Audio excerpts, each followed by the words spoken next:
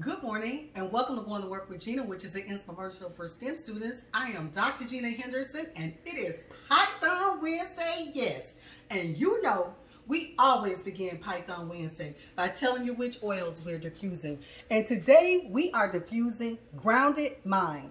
Grounded Mind has a combination of rosemary, tangerine, and lime. And each of these oils are single oils that I am including in this blend.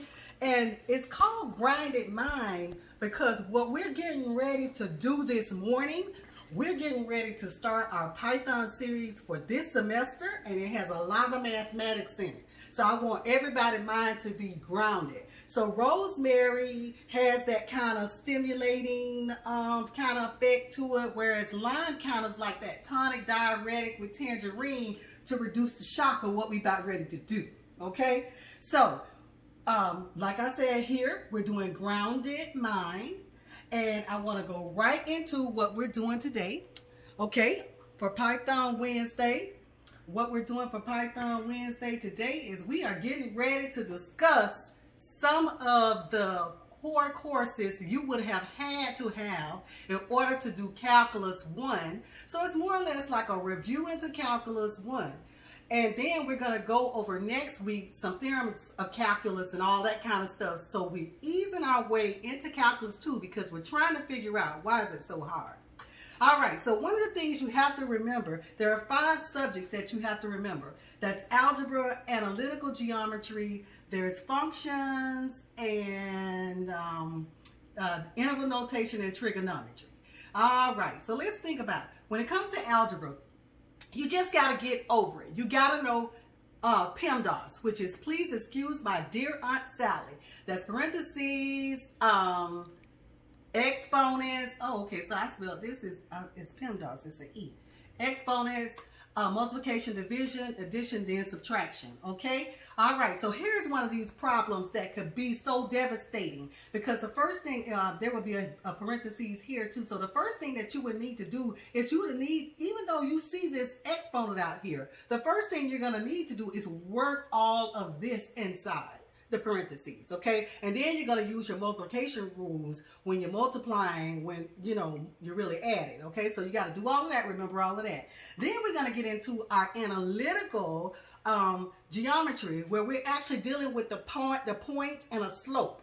Okay, so when you have 2 points, you know, you can use this to find the slope, where you take the difference between the y values and over the x values, and that gives you the slope. So once you have your slope, okay, from 2 points, you can make an equation of a line, all right? So the equation of a line is more of a function where y is equal to mx plus b. But you got to remember one thing about calculus. One thing you're concerned about is the equation of a tangent line. And the equation of a tangent line is a derivative, okay? It's the derivative of a function, all right? Okay, and so then we get into some of our values where y equals x, you know, it's a line like this, okay? All right, whereas when y is equal to x plus 1, that's a shift back this direction, okay? And when y is equals x minus 1, that's a shift back this direction, okay? All right, and so then you got to understand too, y equals x squared. You know, that's your parabola. That's your parabola. Remember, whenever you substitute 0 in for x, you get 0. That's going through 0, 0, okay? Right there on that number line. All right, and then y equals x cubed. Remember, it goes like this. Wow, it goes like that, okay? All right, so those are just some of the functions that you need to know. Then we're going to keep on going because there's some interval notation when you're dealing with functions, okay? And, you know, you can have something that's open where it goes from negative infinity to positive infinity. That's called open. You use parentheses. Whereas you can have something closed where you're going to use actual brackets, okay? So this little example that I put here, bracket -2 to 2 bracket, that means everything that's inclusive between -2 and 2.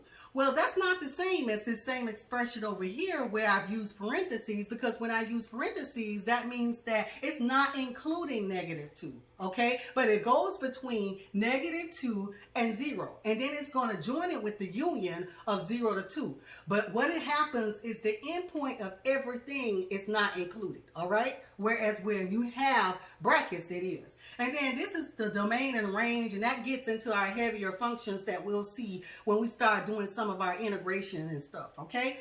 All right, and the last thing that we need to learn about is, everybody knows it as Pythagorean Theorem, okay? But really what it is, let's get back to the basics of some trigonometry that we have. And it's where this side is the cosine, this side is the sine. And when you square the sine square plus the cosine square, it equals 1. That is your first identity that you get in trig, and it leads to all of these other things of tangent, bend, sine over cosine, the cosecant, the secant, and all of these other different things. So this is a diagnostic test this morning where I'm going back to tell you all of the things that are important to lead us up to calculus. So you got to be able to master this in order to get to calculus 1, all right? So calculus 1 next week, let's go over the theorem of calculus, all right? So I want to thank you for going to work with Gena this morning. If there's any infomercials that you've missed, please don't hesitate to go to YouTube, go on to work with Gena. It is Python Wednesday, yes. And don't forget, it's J13. So I want to give a shout out to all the Deltas. Woo!